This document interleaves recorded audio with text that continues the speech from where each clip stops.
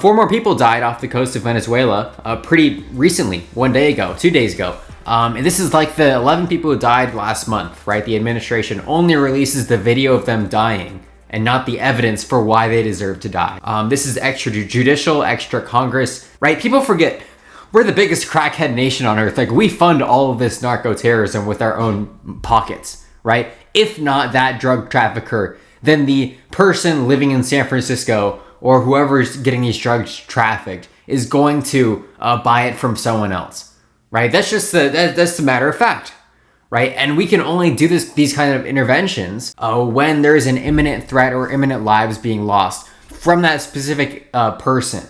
So like a threat to national security, someone about to bomb a military facility or whatever. That's the kind of thing that we can use military intervention against without the authorization of Congress. Or that's at least what's allowed in international law, right? In America, it's a little bit more murky, but here's the counter argument here.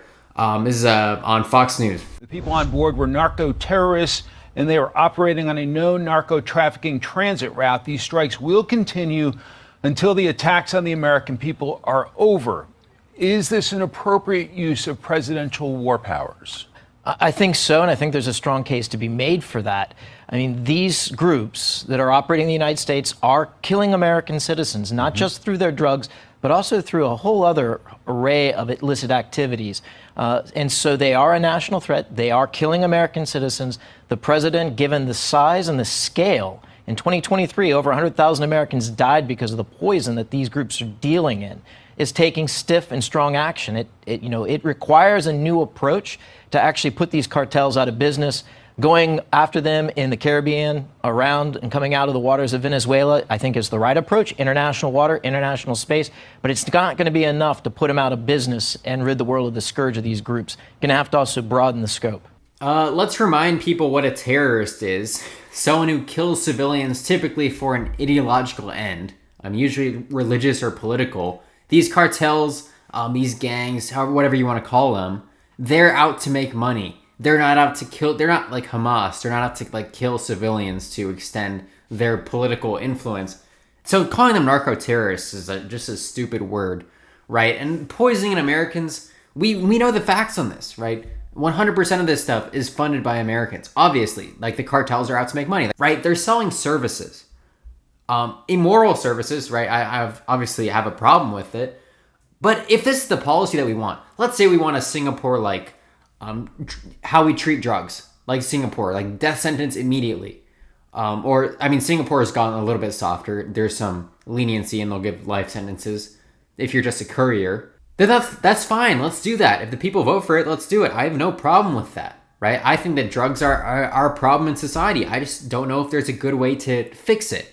It's certainly not this, right? Isn't it? Don't you think it's a lot more tragic that's one of these people, right? The 11 people or the 4 people or people in the future who are going to get killed in these strikes. Don't you think it's very unfortunate if one of those was a miscarriage of justice and they were not deserving of that death penalty under whatever law you want to theorize about, right? Don't you think that's a lot worse than the person who paid for the drugs getting the drugs, and they are American citizens, by the way, right? This is narco-terrorism. It's just silly. You should be irked by the fact that the Trump administration is not releasing details. If you're going to do something like this, you've got to release the details. This is like an absurd military operation in the lens of international law. It just doesn't fit anywhere in it, and domestic law, by the way. But let's go to this Hamas deal. Fox News was very bullish on it a few days ago, but they're getting... I don't know why anyone has any hope for this thing.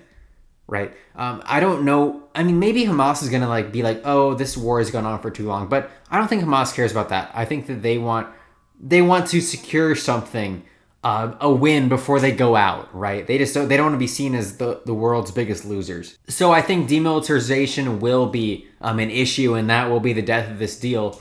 Unless they have some major dovish bone in their body that we don't know about. Here are some of Donald Trump's tweets about the deal presented by the same Fox News clip, incidentally. I appreciate that Israel has temporarily stopped the bombing in order to give the hostage and peace plan a chance to be completed. Hamas must move quickly, or else all bets will be off. I will not tolerate delay, which many think will happen, or any outcome where Gaza poses a threat again. Let's get this done fast. Everyone will be treated fairly. The president has warned Hamas that it needs to agree to his peace plan by tomorrow night, or that he would support Israel to do what it had to do. It's unclear if Israel would accept any changes to the White House plan. While Hamas says it's willing to release the hostages and transition Gaza's government to other Palestinians, it has said nothing about disarming. Mike, things are moving forward quickly. Right now, we've learned that negotiators for Hamas are en route to Cairo, Egypt. Part of the talks there will be to try and technically work out how the remaining hostages could be released. Also, some signs, too, that Hamas leadership is on board with as far as turning over power in Gaza to other Palestinian groups. Still a couple of major hurdles, though. Hamas leaders, some of them refusing the idea of giving up their arms, also refusing the idea of playing a role in the future government of Hamas. Over here in Tel Aviv, when you're on the streets talking to people about how they feel about the ups and downs emotionally over the past 2 years when the hostages have been gone, there is definitely a feeling, a sense of hope among them, even among some family members of those being held hostage. Hope. Yeah, emphasis on the major hurdles there. We've known for a while, or anyone who's covered this conflict closely, that Hamas has been very willing to give up control of the Gaza Strip, as long as they get some kind of win, so that they can be written in the history books as the savior of the Palestinians or something. And that win has always been the 1967 borders. So it's not surprising that these leaders are like, we're not going to demilitarize.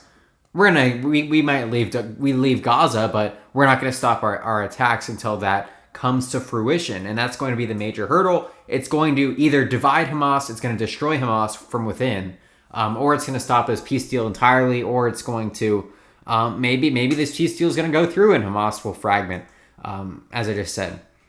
But Hamas is very much probably driven by an ego game, right? They don't want to go out as the world's biggest losers, as I said, in this whole conflict. Like, they want to turn something positive out of this in their eyes, and in the eyes of the Palestinian people, to be fair to them. But they still will probably not accept this, or it will destroy the group, and there will be no more Hamas, right? Which would be good.